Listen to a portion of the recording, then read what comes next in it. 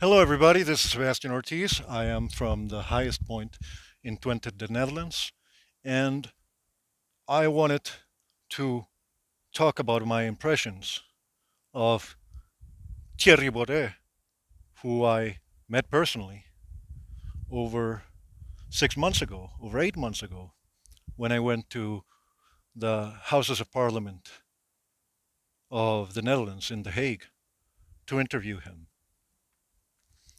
Because I know that the man has been vilified, and although I am a libertarian, although I am an anti statist, and I know that he is not a libertarian and that he is conservative, I can say, as a person of mixed race, mixed background, as a mestizo from Latin America, from Costa Rica, as a foreigner, that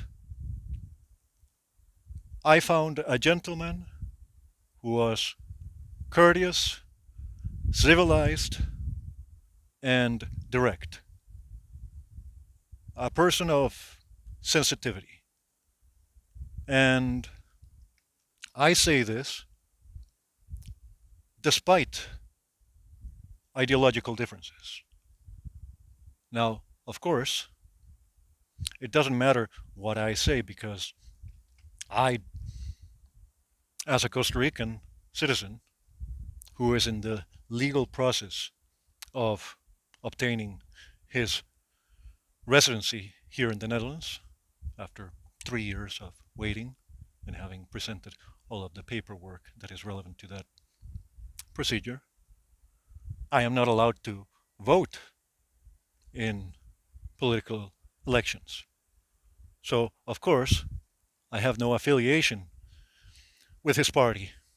But you see, it is very easy to throw insults at a person, to vilify them, and call someone a racist or a xenophobe.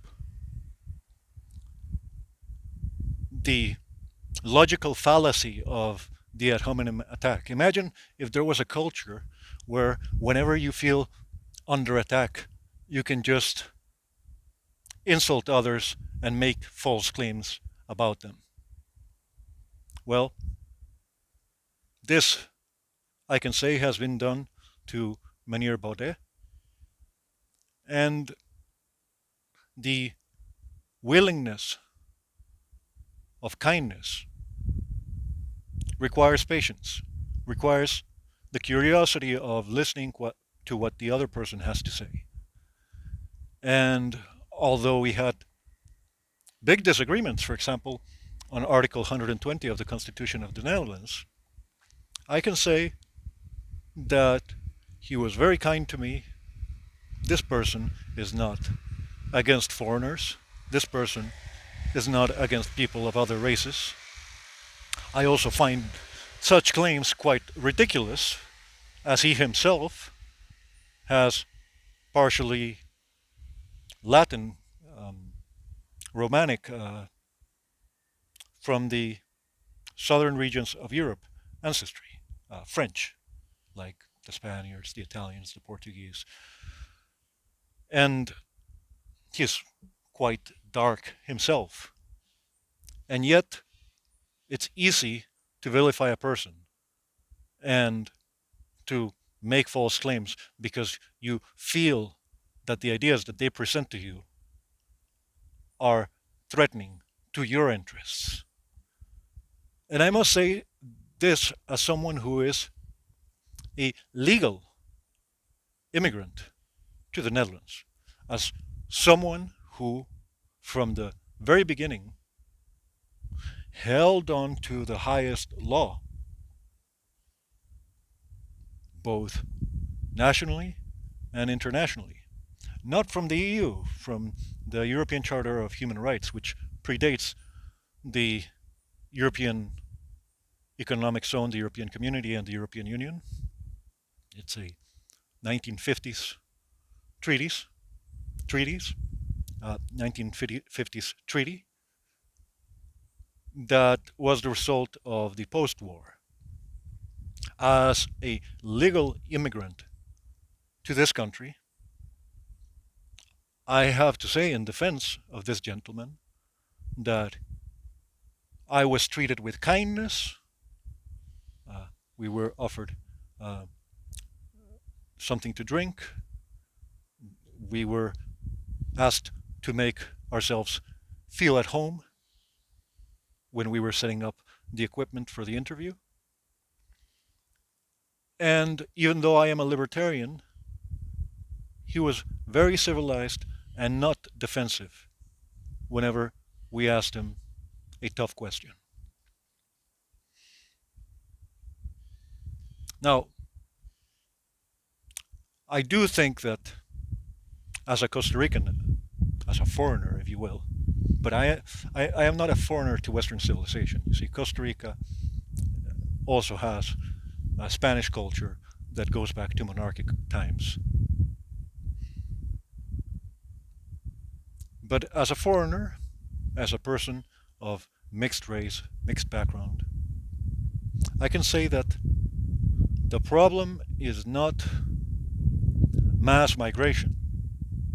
As many people know, I am for open migration. I agree with Professor Brian Kaplan, who we also interviewed. I will put both links to both interviews in the description below. I think that if you don't have a criminal record, you should not be forbidden from being able to find an apartment and rent, buy a house and move in, or apply for work. One of the greatest challenges of being a legal immigrant into the Netherlands has been to have to wait for 3 years before I can get a job legally, after I was already given a job offer within 2 months of my coming here. And so, as a foreigner, as a person of mixed race, I can say that, in my opinion, the problem of the West transcends national borders. That there is an enemy within. That when you have people who feel free whenever they feel under attack to